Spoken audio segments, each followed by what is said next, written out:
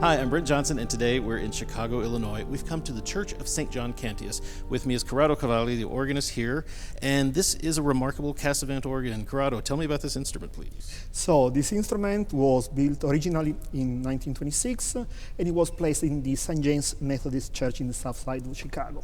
In 2013, the organ was removed because the church was going to be closed, and the pastor of St. Cantius said, okay, we want an instrument because of our music program, and that was a wonderful choice because we were able to save the instrument and have one, having one wonderful instrument to play. So in 2013, Casavant and Jeff Weiler removed the organ from the old church and placed it here. And the sound, nobody touched the specification. We just recently, that means last year, had 2 new stops, but they were in the style. So everything is 1926 Yes, the here. intonation, the voicing is original, and this is one of the most, interesting features of this organ. I had in these years many organists from around, United States, and not only, wanted just to see this organ for the dark sound, for the dark color, which is peculiar of this instrument. Nothing was added, nothing, from the 60s, nothing from the 70s. So. Well, and this instrument, even before it was here, had a pretty remarkable life. It was a yes, really well-known instrument. The instrument was designed by one of the most prominent organists at the time, who was Tina Mae Haynes. And she was a composer, organist, pianist. She worked with the CSO and many other orchestras. And she was a pupil of Guilman in France. And because of her studies in France, she was able to come, to a deep knowledge to French organ style, so Cavaillé-Coll, Moutin, and so on. And I don't know if I can spoil something, but rumor says that one of the stops we have here comes directly from the Moutin shops because of the connection with Tina Mae. Interesting. And she was friend of many organists from Paris, and one of those was Marcel Dupré, who actually played a lot of times this instrument. And once he said that it was one of the finest instruments in the Chicago area. So we are pretty lucky. You are indeed, and I'm glad it's here, and I'm glad it's been saved. And in Yes. this amazing space, the acoustics are just perfect for this. Yes, there was a kind of debate when the organ was installed, because some parishioners from the old church said that now the organ could really play, because now the main part of the organ has all the nave, for its sound to travel through. Wonderful. And so we are pretty lucky. Indeed. Well, I want to hear some of these lovely dark sounds from 1926. Yes. Where should we start on this organ? I guess one of the peculiarities of this organ is a large number of 8-foot diapasons. We have 8. Wow. Yes, which is incredible. So I would start from, why don't we build a crescendo just for diapasons? Okay, sounds good. So we start from the echo division. Actually, the echo division previously was behind everything else. So that was a real echo division. When Casavant and Jeff Weiler redesigned the instrument, they decided to place the echo division on the north transept. It's not more an echo division, but it's very, very, very convenient having that sections, especially when many times we have more than 1,000 people in church, and with orchestra and choir, it's an help having a kind of, I don't know, I could address, but congregational division, something like that. Sure, okay. So this is the very 8-foot echo diapason.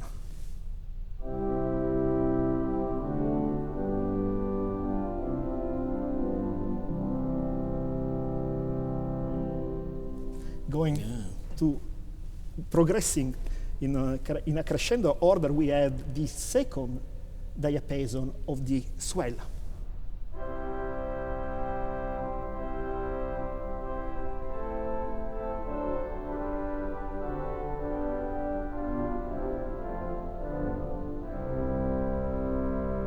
Then higher diapason.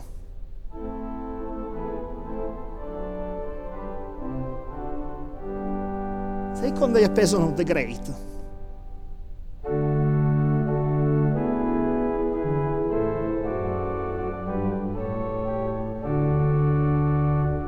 Open diapason. First open diapason of the swell.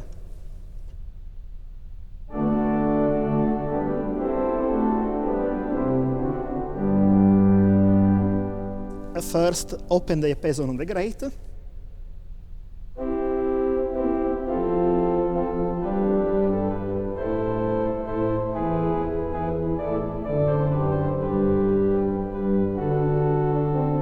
And then, on the top of everything, the stentor diapason of the solo.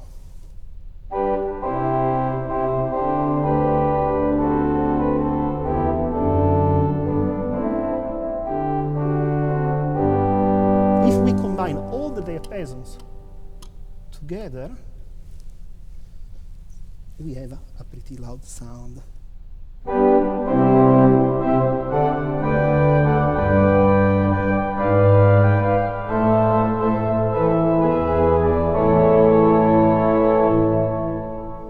That's an impressive sound, and, Yes. and it's still very dark and warm, and, Yes, and yes. very much of the 20s. So Yes, and that unique sound.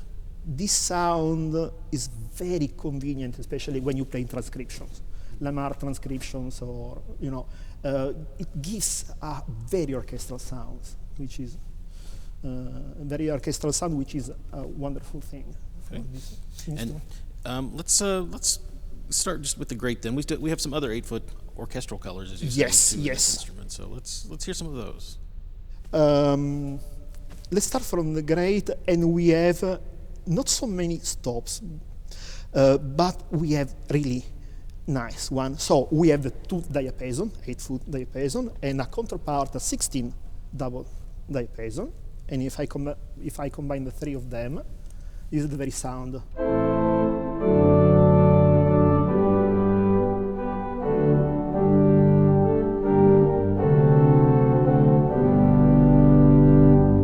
Then we have a 4-foot octave.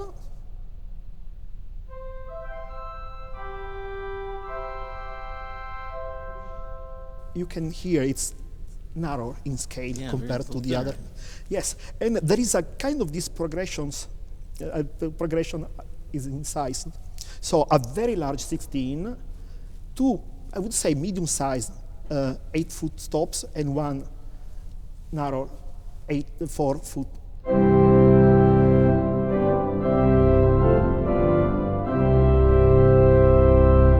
So you have the darkness of the foundation and the bright harmonics of the 4-foot. Then we have 2 flutes, Okay. doppelflute, 8-foot.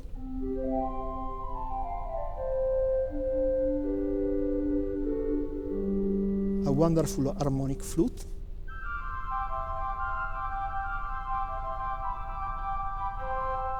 Foot, and then we have a Gens horn.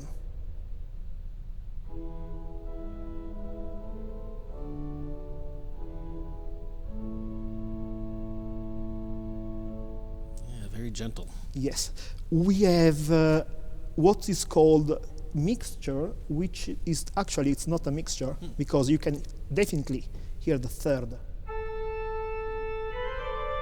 So the harmonics in these 4 ranks are the 5th, the 8th, the 3rd, and the 5th again. Okay. So we don't have any mixtures here in the organ. Right. And it's very close to what Edwin Lamar said and wrote in his organ vision. So, but it's kind of this mixture is kind of helpful if you need to play some solo parts.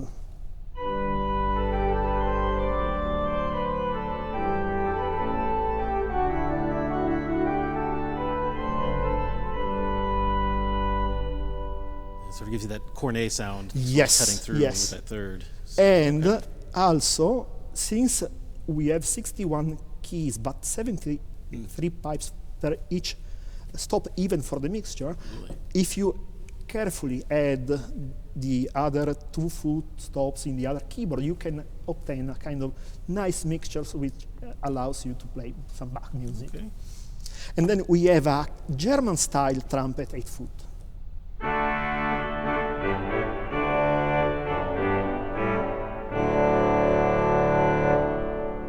That's not what I was expecting. That's got a Yes, thinner, yes. brighter sound Yes. for all of that heavy diapason tone Yes. to sit up on top of it. All right. But you know, there are other, I would say, other layers of sounds. So the more we proceed to the reed stop in the grate, we have a kind of thin layer. So as you see, for the octave, it's more, light. Also, the reed stop is really light and it blends together with the other stops Okay. in a wonderful way.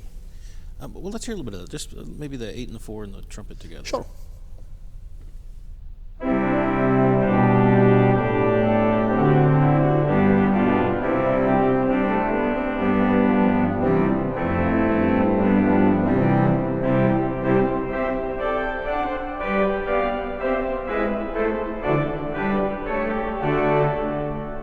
So it cuts through and adds some brightness Yes. that you maybe would have with a mixture. And if we in add the a more mixture, classical organ.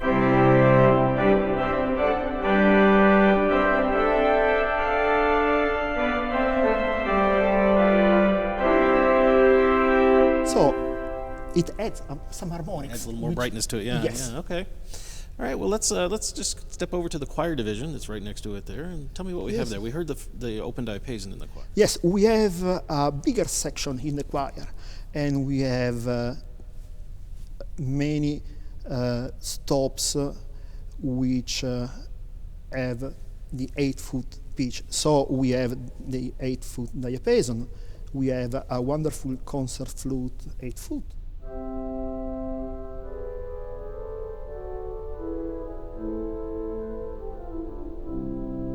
Then we have the 2 strings, the Unda Maris and Dulciana.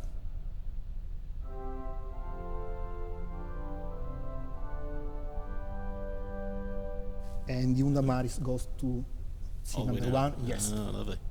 Then we have 1 4 foot flute d'amour, which is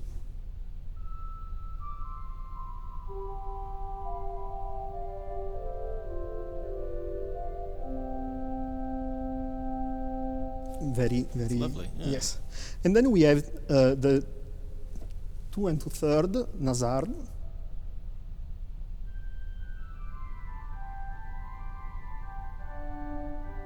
which actually, I guess it's more on the diapason scale Yeah, it's a because little it's thin. not very fluty. So if we add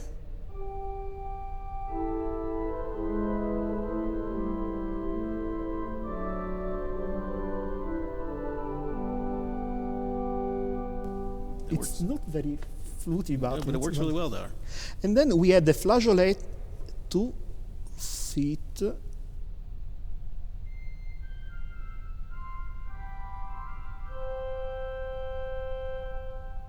which I would say it's between a Yeah, a it's- 2 it's- foot flute and a 2 foot diapason. So if we, you see, it's more a Yeah. 15th more than a flute, 2 foot. Okay. And then we have 2 nice reeds, clarinet,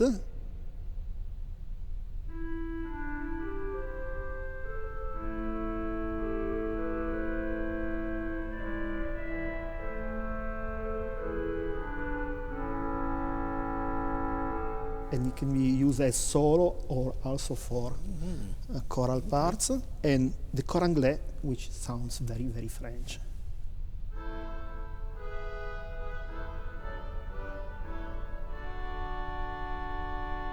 And there is Yeah. a nice combination. So if you blend the cor anglais with the oboe on the 3rd and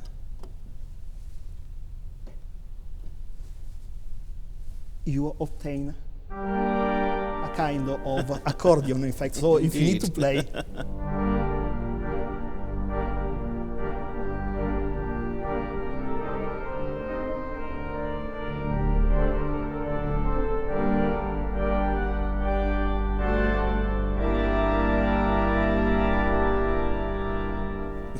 very It's French. remarkable. Yeah, definitely different from the typical American sort of Yes. English horn or cor Yes. anglais we hear. That's unique. We'll have to look at that. And these rumors say comes from directly the Moutain, Okay. Col Moutain shop. All right. Well, maybe. Is present to Tina May. You know, every section of this organ, beside the solo and the echo, is a 16-foot stop. So we have a diapason on the grate, a gamba on the choir, and a bourdon on the echo. On the swell. And this is a very interesting stop because it can be used both as a foundation, if we add for 8 and 16.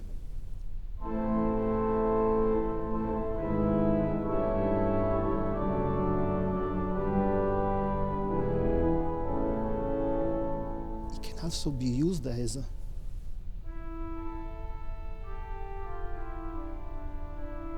solo instrument if we play one octave higher.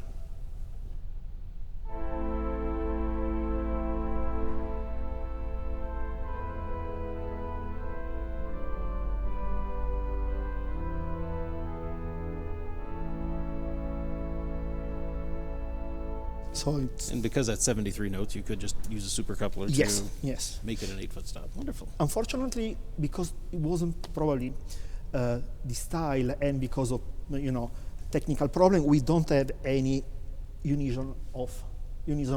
Oh, yeah. So we cannot. But if you transpose from one keyboard to the other, you can use.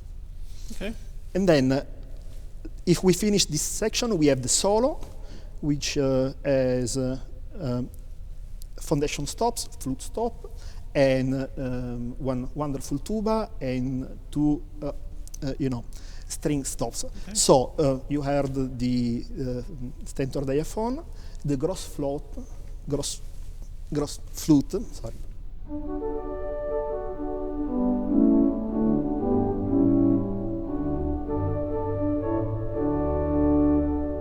That's a big sound. Mighty tuba.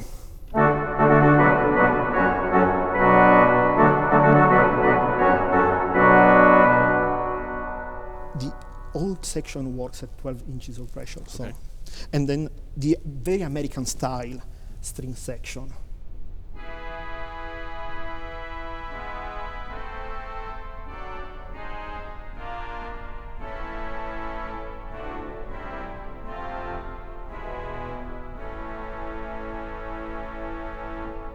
Very early American, Yes. early 20th century. Yes. Most strings aren't quite that thin and brilliant, but that's an amazing sound.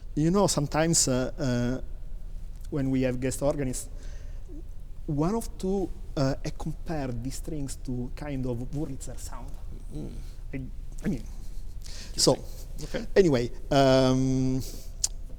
Well, over to the swell then. Yes. We have a lot of colors in the swell. yes, this swell is the more complex and more complete section. We have a lot of 8-foot stops. Beside the two diapason, we have a wonderful string set, which includes 4 different stops. Wow. So we have an independent wa celeste, because it's 2 ranks. So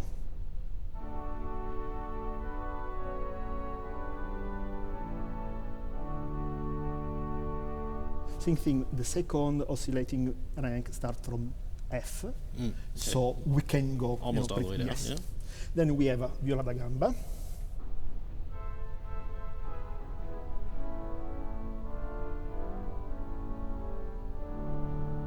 We have a salisonal.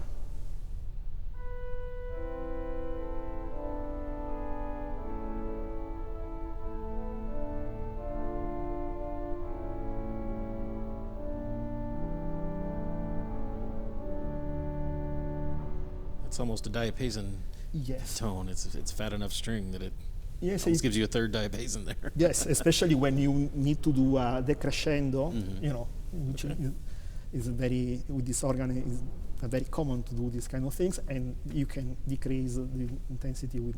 And then we have a wonderful eolina, which is the softest stop you can have on this organ.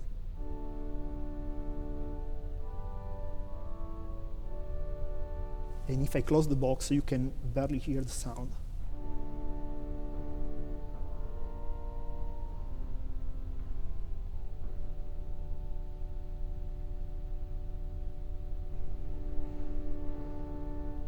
Yeah, wow. The boxes are pretty thick because we are talking about 2 inches of, Okay. thickness. So, and then we have 8-foot stop diapason.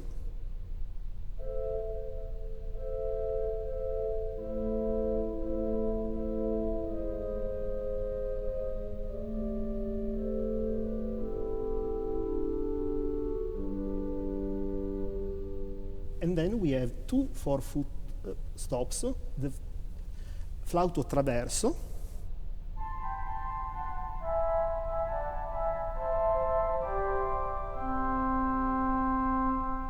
which works on a 7-inch pressure.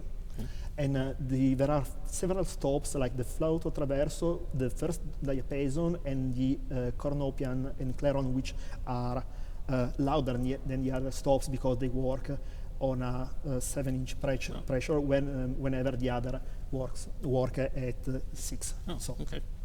And then we have the violina, which can be considered the 4-foot octave.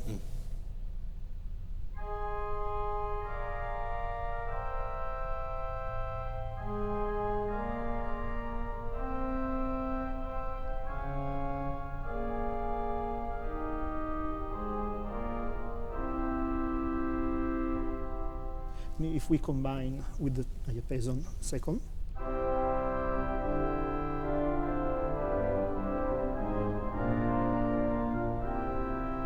it's almost having 8. Yeah, it gives you a little bit of a chorus there. Okay. Then we have a piccolo.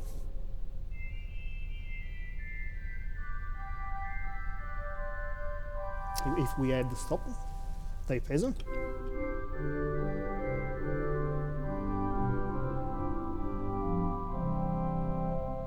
Actually, I don't know if the piccolo is harmonic, because many pipes are harmonic. You will see that the cornopian is harmonic, the clarion is harmonic. So We'll have to go look and see. then we have a 3-rank cornet.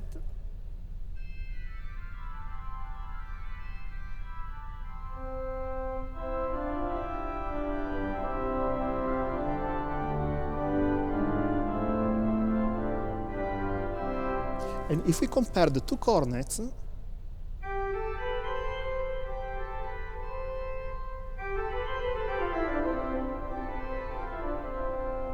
the second is, you can hear that the second is on a larger scale. Yeah. That means, But not really a mixture at all. Again, just No. adding brightness to the chorus yes, without especially crowning for colors. reeds and so on. Okay. Then we have the 16, 8 and 4 trumpet. So we have the double trumpet 16.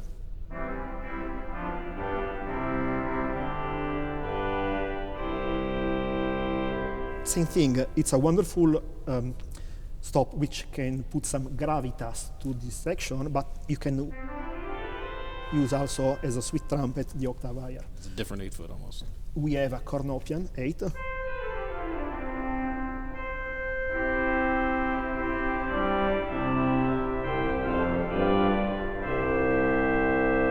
It is more British French, Yeah. and this sounds very German. So it's kind of interesting having 2 different trumpets. Right. which- The swell is the cornopian's more what I would expect out of an organ of this period. Yes. But this one is a little different. We have some little surprises here and there. Yes. Like that German trumpet. And Okay. nobody touched Yeah. the voicing. That means it came in That's the what they original. wanted. Yes. Nice. All right. And then we have the clarion 4-foot. If we combine 16, 8,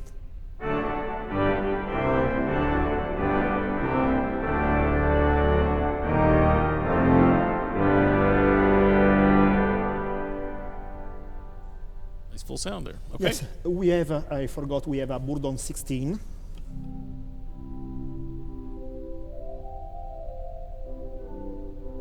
Which is more sweet, the sound is more mellow compared to Bourdon 8. And then we have one wonderful oboe.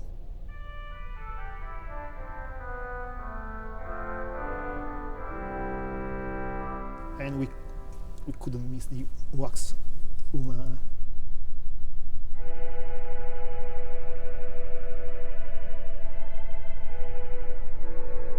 If we had with stop diapason,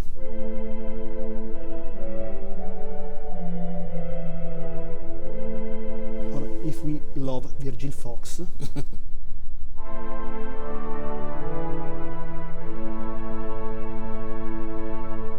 so you have a, unlimited possibilities. Indeed, indeed.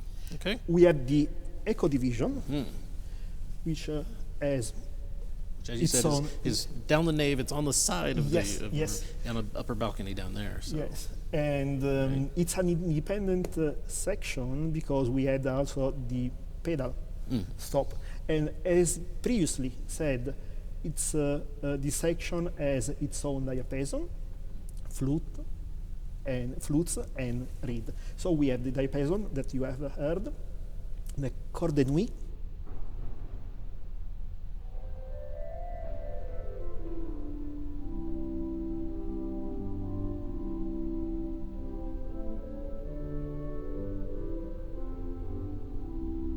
a wonderful Fern float.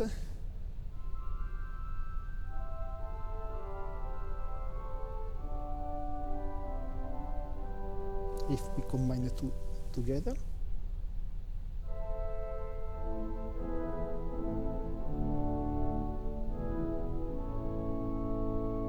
And then we have a musette.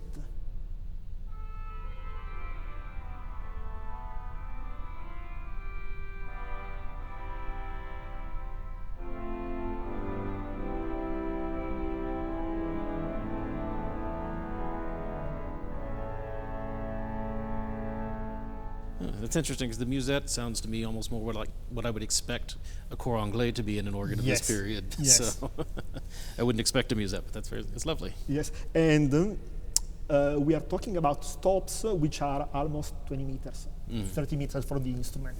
Wow. So it's very difficult to perceive the real sound from this kind of distance. And I'm sure these stops probably speak a little more presently in the room than they did in their original installation. Yes, since also they are in the nave yes, and they're not yes. behind the organ anymore. But when they redesigned the instrument in the way everything could be fitted in one place, they needed to face some challenging, and they had to renounce to some some of the old characteristics. I see. So, but it now is extremely helpful because the organ is very loud, but when we have the full orchestra here and the full choir, that means 120 people. Oh, wow. Yes, having some parts of the organ that can speak. Sure. Yeah. Okay. It's very helpful. And the echo division can be, you have to couple it to whichever manual you want it to play on, No, correct? Or is actually, I can just couple on the. does it solo. play up there naturally, or do No, you have I to need couple to couple because by default the fourth manual is the solo. Okay. So if I just pull the echo division, it wouldn't play. I need to You have to couple it. Yes, But you can also couple it to the grate. great, and that's it. Yes. Okay. And actually, there is a tab which can, disconnect all the grate stops and put just Fine. Okay. You see. I see. In the 23rd century, with all the memory levels, it's not useful. But at the time, I think it was their answer to the problem. All right. Well, then we have a pedal division. Yes. Tell me what we have there. We have quite a big section of 16 and 8 stop. We don't have the unit Winchester, so all the stops you see here are just from the pedal, so we cannot borrow stops from the It's other. all independent. Yes. Oh, And that's why we don't have any 4-foot stops or 2-foot or mixture. There's no, Yes. can't borrow them, and there's no more room. No. So All right. we have 16, a wonderful 16 open diapason.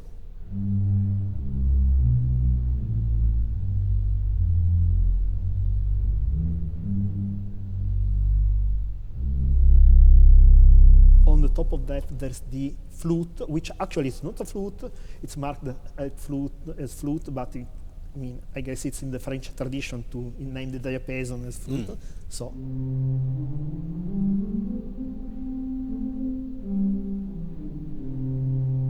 Sounds like a big open wood. Yes, it's the prolongation of the 16. Gotcha. Same thing, we have the bourdon.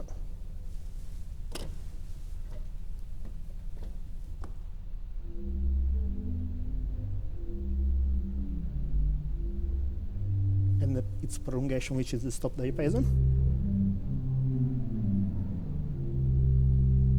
We have a 32 open diapason, which actually is the 16 open diapason plus in the lower octave 12 notes, which are the quints.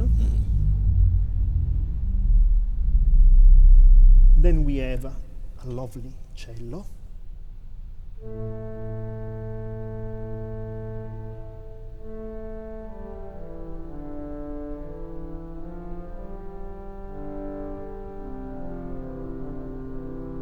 So it's lovely if you need to play some solo pedal. A little bit of the solo stuff. All right. And then we have two reeds, the 16 trombone.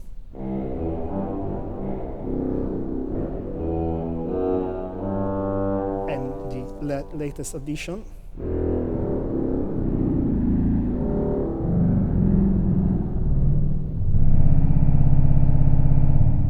Full length 32. Wow. We were able to add this past year, and Casavant made a stop, and he made it in the way it could match to the 16. It's like a 1926, Yes. 32. Also, I think. because when the organ was moved here, having the whole nave for the sound to travel made us understand that the organ needs some deep sound. Probably this problem was concealed when it was placed in the other church, because the two sections were speaking to each other in a very narrow room. Okay. And so we were able to put this new stop. Well, and everything, as you said, it's all original. However, Yes. Everything's been redone. Yes. We have all the modern facilities, as you mentioned, Yes. lots of memory levels and a playback system. Yes, it was a compromise because, as you can see, we kept all the original gauge from wind and so on. We were able just to add the sequencer, so we can rely on 300 levels of memories, and we have a recorder, MIDI recorder, which is very helpful because from this point, from this space, from the organ bench, the organist doesn't have the perception. Well, yeah, I've noticed that as I've been up here, that the organ is above us on the Yes. above our head. So if you're back Yes. here on the balcony, it sounds like it's in Yes. another room. This church is a Polish church, and in Poland and West Germany, East Germany, many churches have two lofts. So we are we are in the first loft, the choir loft, which is about 6 meters from the ground, and on the top of our head there is the organ loft, which would be, I guess, 5 meters, something like that. The console is placed just behind the edge of the upper balcony. So what we hear actually is the sound which comes from the altar, which is reflexed. Right. So we don't have a perception, many stops which are very loud here from the console are very sweet, and vice versa. And some of these, stops you think you might rely become, It tells you unreliable. once you get. Well, that's great that you can go out there and listen and hear Yes. what it's like. Fortunately, our microphones are out there, Yes. so we're going to let our listeners hear a little bit of what it actually sounds like out there.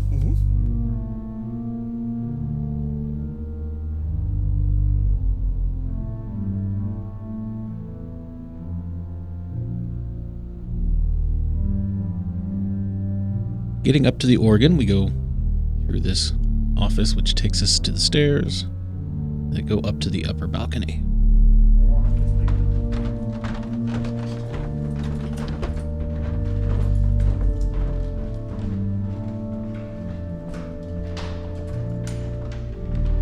And in here we find ourselves behind the organ.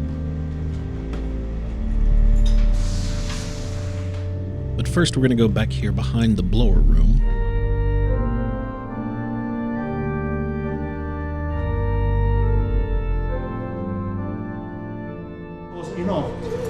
We have the humidification systems.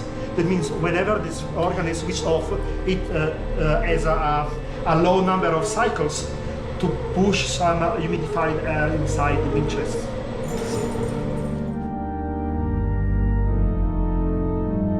Here's a look at the Casavant blower. It's the original one. And outside we see the humidification system. This is what's pumping humidified air into the blower room. There's our entrance to the organ, but first we're going to go in the back side of the blower room just to get another look from this direction. You can see the Supremo blower back there.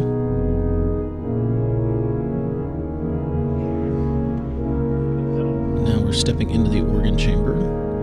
You see the pedal 16-foot flute here next to us.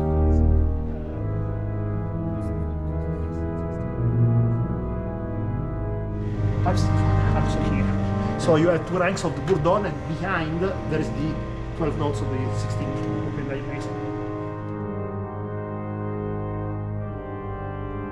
Back here between the pedal pipes, there's a small gap, and that was how one originally got into the organ chamber in its original installation. You had to fit between those 2 pipes. Here's the top 6 of the bottom octave of the 32 against the wall. These are all the new pipes that were added recently.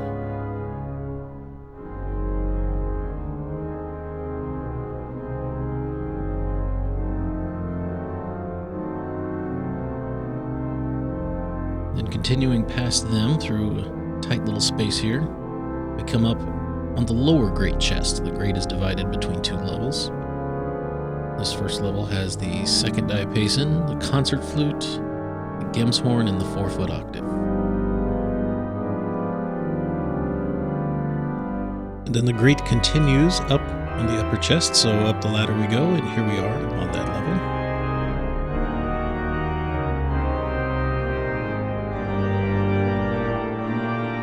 We have the trumpet, the mixture, the 4-foot flute, the 1st diapason, and the 16-foot diapason. A look down at the mixture between all those pipes. Behind us we have the swell box, and then there's the choir over there with the strange angled openings there. Now we're back on the floor, seeing some inscribed pipes there. I believe those were pedal ranks. And here we go up and we open a side of the panel to the choir box. Now in front of it are also the bottom 6 of the new 32 foots.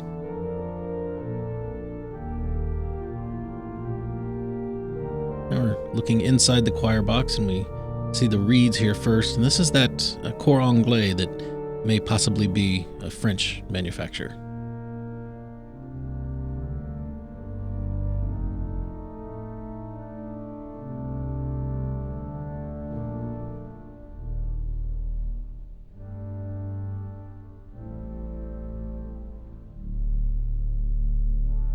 And in the back of the chamber is a harp and celesta, which I don't remember if we heard. They extend out the side, which means the choir box has to have this little extension to accommodate them. Now from here we turn around and go out a door in the front of the case. And now we are out in front of the main organ. He's telling us that this facade was all designed for this space. Go in the other side, and this allows us to go into the swell.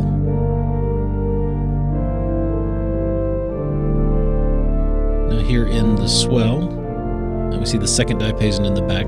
Those are strings, And there's an oboe in the front. And then in the front chest, we have the vox humana, the violino 4, our cornet, piccolo, which is harmonic, and our 16-foot borden, which is the wood pipes. In front of that, the 16-foot trumpet. And then we go over to the third chest where we have claron, cornopian, the 4-foot flauto traverso, and the open diapason.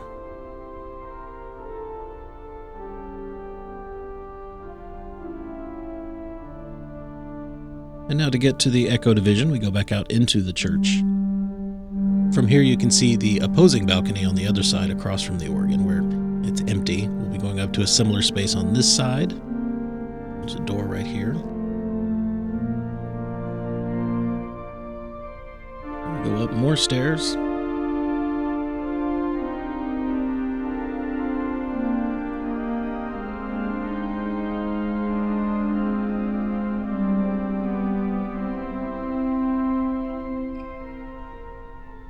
And the organ case is right here in front of us.